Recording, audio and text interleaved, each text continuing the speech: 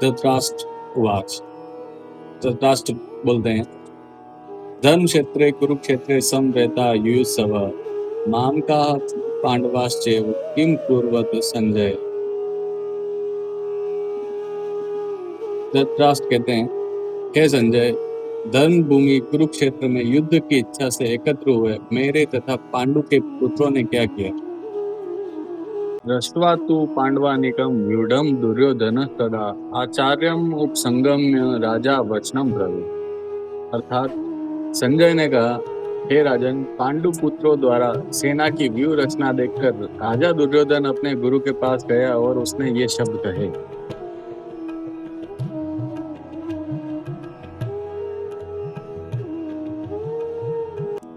पश्यताम पांडु पुत्राणाम आचार्य महतीम चमूम व्यूढ़ाम द्रुपद पुत्रेण तव शिष्येन धीमता।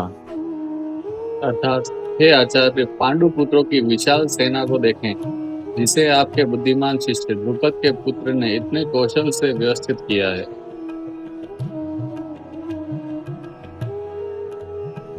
अत्र शूरा महेश्वासा भीमार्जुन समायुधि युयुधानो विराटश्च द्रुपदश्च महारथ द्रष्ट केतुश्चकितान काशी राजश्च वीरवान पुरुजित कुंती भोजश्च सेव्यश्च नरपुंगव युधामन्युश्च विक्रांत उत्तमोजाश्च वीरवान सौभद्रो द्रौपदेयाश्च सर्व एव महारथ। अर्थात इस सेना में बड़े बड़े धनुष वाले तथा युद्ध में भीम और अर्जुन के समान शूरवीर सात्यकी और विराट तथा महारथी राजा द्रुपद, दृष्टकेतु और चेकितान तथा बलवान काशीराज, पुरुजित, कुंती भोज और मनुष्यों में श्रेष्ठ सेव्य पराक्रमी युधामन्यु तथा बलवान उत्तमोजा, सुभद्रा पुत्र अभिमन्यु एवं द्रौपदी के पांचों पुत्र, ये सभी महारथी हैं। अस्माकं तु विशिष्टा ये तानि बोध द्विजोत्तम नायका मम सैन्यस्य संज्ञार्थम ताम्र विमीते। अर्थात हे ब्राह्मण श्रेष्ठ, अपने पक्ष में भी जो प्रधान है उनको आप समझ लीजिए। आपकी जानकारी के लिए मेरी सेनाओं के जो जो सेनापति है उनको बतलाता हूँ। भवान भीष्मश्च कर्णश्च कृपश्च समितिञ्जय अश्वत्थामा विकर्णश्च सोमदत्तिस्थैव च।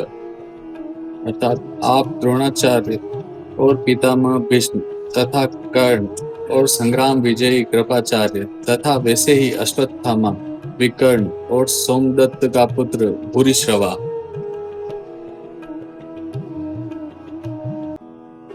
अन्ये च बहवः शूरा मदर्थे त्यक्त जीविता नाना शस्त्र पहारना सर्वे युद्ध विशारदा। अर्थात और भी मेरे लिए जीवन की आशा त्याग देने वाले बहुत से शूरवीर अनेक प्रकार के शस्त्रास्त्रों से सुसज्जित और सबके सब युद्ध में चतुर हैं। अपर्याप्तं तदस्माकं बलं भीष्माभिरक्षितं पर्याप्तं त्विदमेतेषां बलं भीमाभिरक्षितम्। अर्थात भीष्म पितामह द्वारा रक्षित हमारी वह सेना सब प्रकार से अजय है और भीम द्वारा रक्षित इन लोगों की यह सेना जीतने में सुगम। अयनेषु च सर्वेषु यथा भागम अवस्थिता भीष्म मेवापि रक्षन्तु भवन्तः सर्व एव हि। अर्थात इसलिए सब मोर्चों पर अपनी अपनी जगह स्थित रहते हुए आप लोग सभी निसंदेह भीष्म पितामह की ही सब ओर से रक्षा करें। तस्य संजनयन हर्षं कुरु वृद्ध पितामह सिंहनादं भेनभ्योच्चे शंखं दद्मो प्रतापवान। अर्थात तब कुरुवंश के वृद्ध परम प्रतापी एवं वृद्ध पितामह ने सिंह गर्जना की सी ध्वनि करने वाले अपने शंख को उच्च स्वर से बजाया, जिससे दुर्योधन को हर्ष हुआ। ततः शंखाश्च पेर्यश्च कण्वानक गोमुखा स सेव्याप्य हन्यन्तो स शब्दस्तु मूलो भवते। तत्पश्चात शंख, नगाड़े, बिगुल, तुरही तथा सिंह सहसा एक साथ बज उठे। वह संवेश्वर अत्यंत कोलाहलपूर्ण था।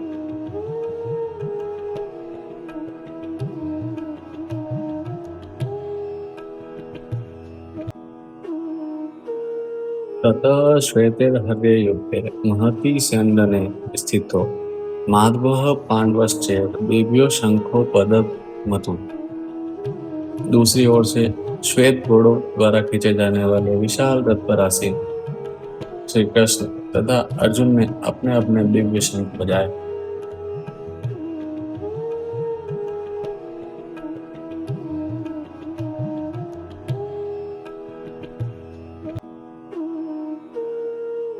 पांचजन्यम ऋषिकेशो देवदत्तम धनंजय पौंड्रम दद्मो महाशंखम भीम कर्मा वृकोदर। श्री कृष्ण महाराज ने पांचजन्य नामक, अर्जुन ने देवदत्त नामक और भयानक कर्म वाले भीमसेन ने पौंड्र नामक महाशंख बजाया।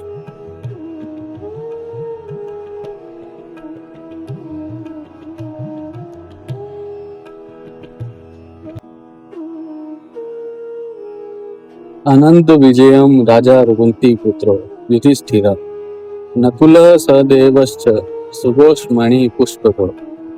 कुंती पुत्र राजा युधिष्ठिर ने अनंत विजय नामक और नकुल और सहदेव ने सुघोष और मणि पुष्पक नामक शंख बजाए।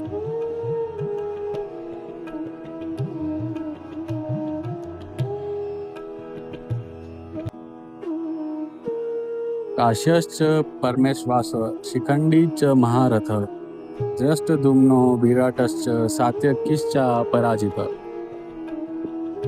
द्रुपदो द्रौपदेयाश्च सर्वशः प्रतिविपते सौभद्रश्च महाबाहु शंखात्मधमो पृथक पृथक।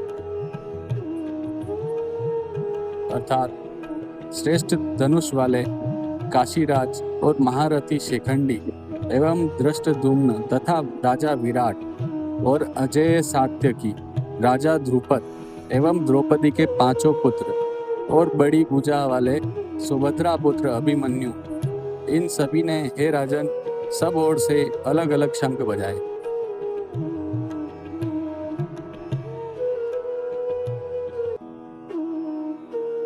सघोषो धार्तराष्ट्राणाम हृदयानि व्यदारयत् नभश्च पृथिवीं चैव तुमुलो व्यनुनादयन्। अर्थात और उन भयानक शब्द ने आकाश और पृथ्वी को भी गूंजाते हुए धार्त राष्ट्रों के अर्थात आपके पक्ष वालों के हृदय विदीर्ण कर दिए।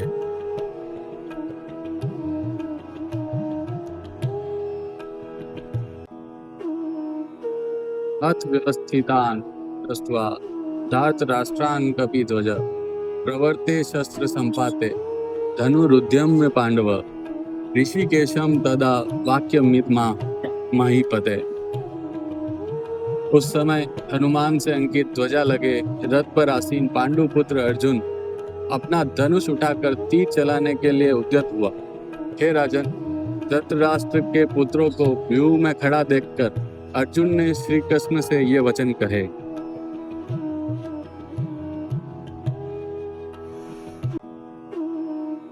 सेनयोरुभयोर्मध्ये रथम स्थापय मैं अच्युत यावदेतान् निरीक्षेऽहं योद्धुकामानवस्थितान् केमर्या सह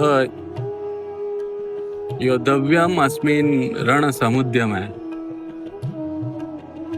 अर्थात अर्जुन ने कहा, हे अच्युत, कृपा करके मेरा रथ दोनों सेनाओं के बीच ले चलें, जिससे मैं यहाँ उपस्थित युद्ध की अभिलाषा रखने वालों को और शस्त्रों की इस महान परीक्षा में जिनसे मुझे संघर्ष करना है उन्हें मैं देख सकूं।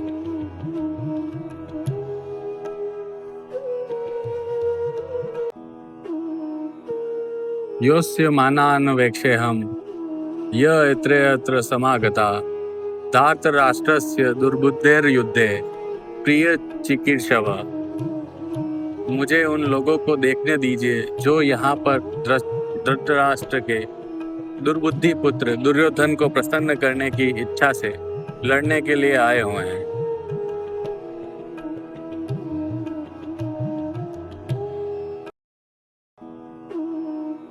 संजय उवाच एव मुक्तो ऋषिकेशो गुडाकेशेन भारत सेनयोरुभयोर्मध्ये स्थापयित्वा रथोत्तमम्।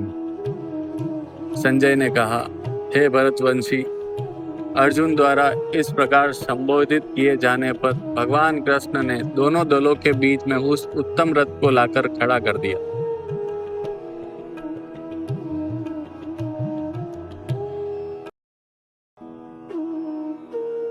भीष्म द्रोण प्रमुख सर्वेषां च महीक्षिताम् उवाच पार्थ पश्येतान् समवेता कुरुनीति। भीष्म द्रोण तथा विश्व भर के अन्य समस्त राजाओं के सामने भगवान ने कहा कि हे पार्थ, यहाँ पर एकत्र सारे कुरुओं को देखो।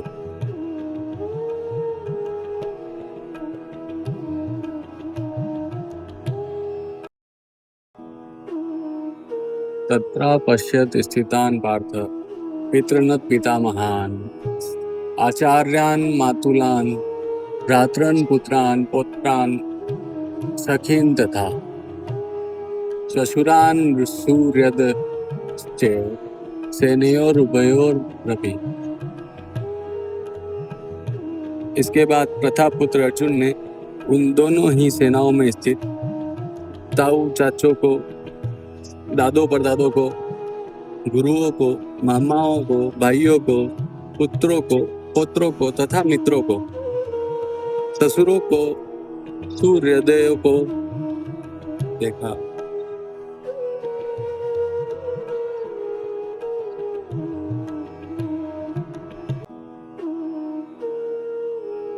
तान् समीक्ष्य स कौन्तेय सर्वान् बन्धून् अवस्थितान् कृपया पर्याविष्टो विषीदन् इदं ब्रवीत्। उन उपस्थित संपूर्ण बंधुओं को देखकर वे कुंती पुत्र अर्जुन अत्यंत करुणा से युक्त होकर शोक करते हुए यह वचन बोले।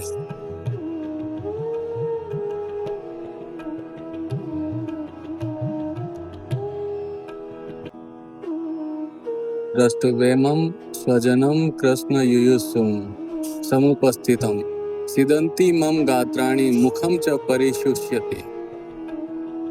अर्जुन बोले, हे कृष्ण, युद्ध क्षेत्र में डटे हुए युद्ध के अभिलाषी इस स्वजन समुदाय को देखकर मेरे अंग शिथिल हुए जा रहे हैं और मुख सूखा जा रहा।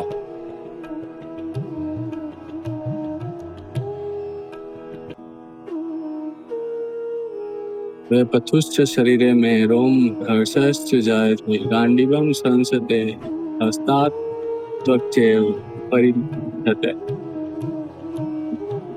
मेरा सारा शरीर कांप रहा है, मेरे रोंगटे खड़े हो रहे हैं, मेरा गांडीव धनुष मेरे हाथ से सरक रहा है और मेरी त्वचा जल रही है।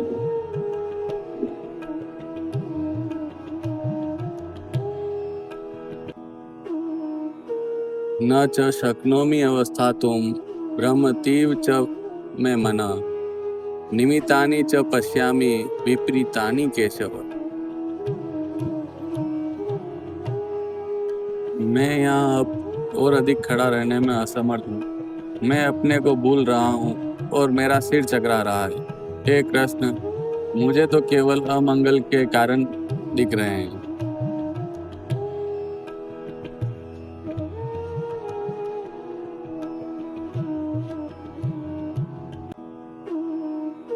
न च श्रेयो नुपास्यामि अथवा स्वजनम आहवे न कांक्षे विजयम कृष्णा न च राज्यम सुखानि च। हे कृष्ण, इस युद्ध में अपने ही स्वजनों का वध करने से न तो मुझे कोई अच्छाई दिखती है और न मैं उससे किसी प्रकार की विजय, राज्य या सुख की इच्छा रखता हूँ।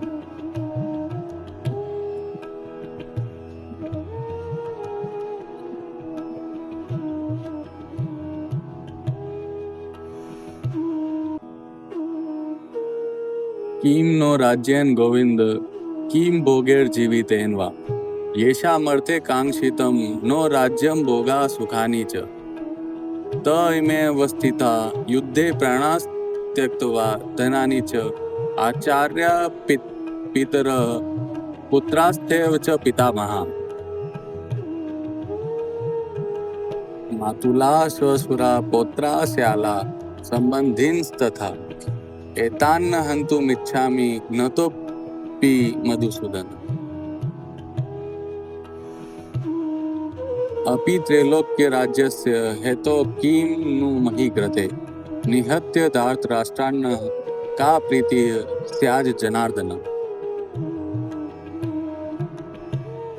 हे गोविंद, हमें राज्य सुख अथवा इस जीवन से क्या लाभ, क्योंकि जिन सारे लोगों के लिए हम उन्हें चाहते हैं वे ही इस युद्ध भूमि में खड़े हैं। हे मधुसूदन, जब गुरुजन, पितृगण, पुत्रगण, पितामह, मामा, ससुर, पौत्रगण, साले अथवा अन्य सारे संबंधी अपना अपना धन एवं प्राण देने के लिए तत्पर हैं और मेरे समक्ष खड़े हैं, तो फिर मैं इन सबको क्यों मारना चाहूँगा, भले ही वे मुझे क्यों न मार डाले। हे जीवों के पालक, मैं इन सबों से लड़ने को तैयार नहीं, भले ही बदले में मुझे तीनों लोग क्यों न मिलते हों। इस पृथ्वी की तो बात ही छोड़ दें, भला धृतराष्ट्र के पुत्रों को मारकर हमें कौन सी प्रसन्नता मिलेगी।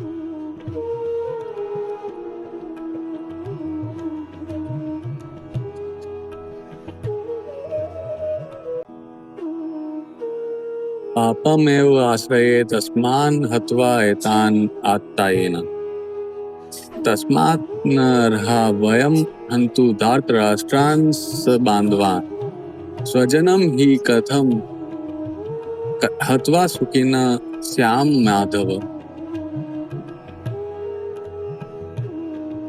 यदि हम ऐसे आत्ताइयों का वध करते हैं तो हम पर पाप चढ़ेगा, अतः यह उचित नहीं होगा कि हम धृतराष्ट्र के पुत्रों तथा उनके मित्रों का वध करें। हे लक्ष्मीपति, इससे हमें क्या लाभ होगा और अपने ही कुटुंबियों को मारकर हम किस प्रकार सुखी हो सकते हैं।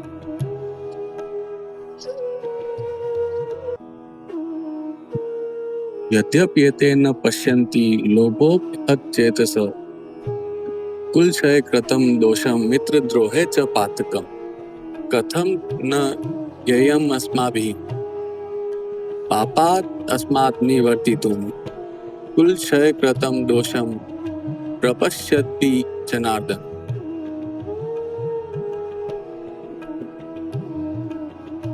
हे जनार्दन, यद्यपि लोभ से विभूत चित्त वाले ये लोग अपने परिवार को मारने या अपने मित्रों से द्रोह करने में कोई दोष नहीं देखते, किंतु हम लोग जो परिवार के विनष्ट करने में अपराध देख सकते हैं, ऐसे पाप कर्मों में क्यों प्रवृत्त हो।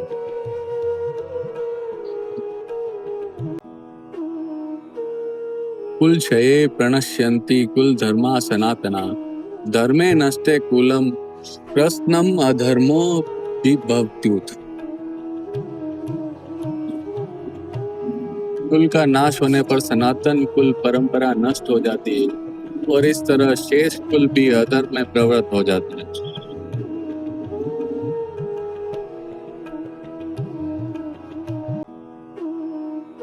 अधर्माभिभवात् प्रश्न प्रदुष्यन्ति कुलस्त्रिय स्त्रीषु दुष्टासु वार्ष्णे जायते वर्ण संकर।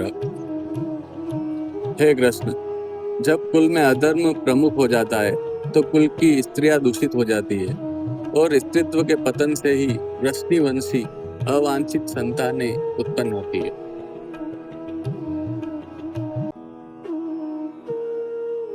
संकरो नरकायेव कुल ज्ञानान् कुलस्य च पतन्ति पितरो येषां लुप्त पिंडोदक प्रियाः। अवांछित संतानों की वृद्धि से निश्चय ही परिवार के लिए तथा पारिवारिक परंपरा को विनष्ट करने वालों के लिए नारकीय जीवन उत्पन्न हो जाता है। ऐसे पतित कुलों के पुरखे गिर जाते हैं क्योंकि उन्हें जल तथा पिंड दान देने की क्रियाएं समाप्त हो जाती है।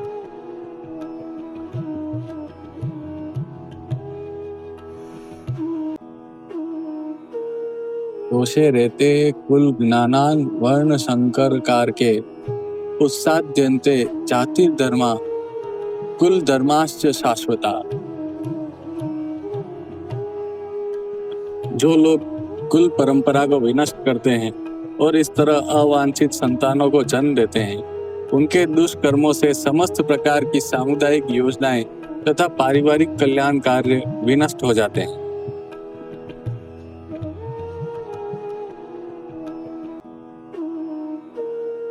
उत्सन्न कुल धर्माणाम मनुष्याणाम जनार्दन नरके नियतम वासो भवतीति अनुश्रुष्टुम। हे जनार्दन, मैंने गुरु परंपरा से सुना है कि जो लोग कुल धर्म का विनाश करते हैं वे सदैव नरक में वास करते हैं।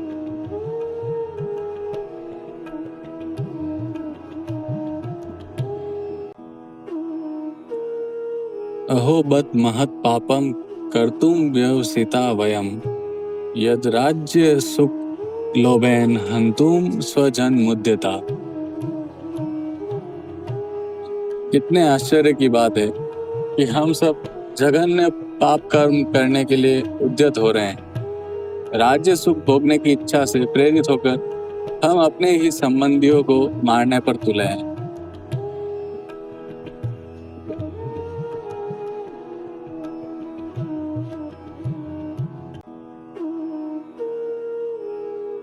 यदि माम प्रतिकारम शस्त्रम शस्त्र पाणय दार्त राष्ट्रारण अन्युस्तन्मे क्षेमतरम भवेत्।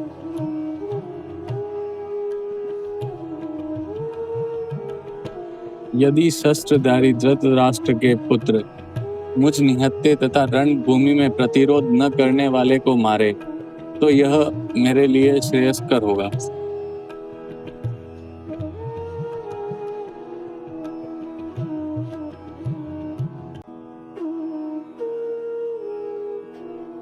संजय उवाच एव मुक्त्वा अर्जुन संख्ये रथोपस्थ उपाविशत विसृज्य सशरम चापम शोक संविघ्न मानस। संजय ने कहा, युद्ध भूमि में इस प्रकार कहकर अर्जुन ने अपना धनुष तथा बाण एक ओर रख दिया और शोक संतप्त चित्त से रथ के आसन पर बैठ गया।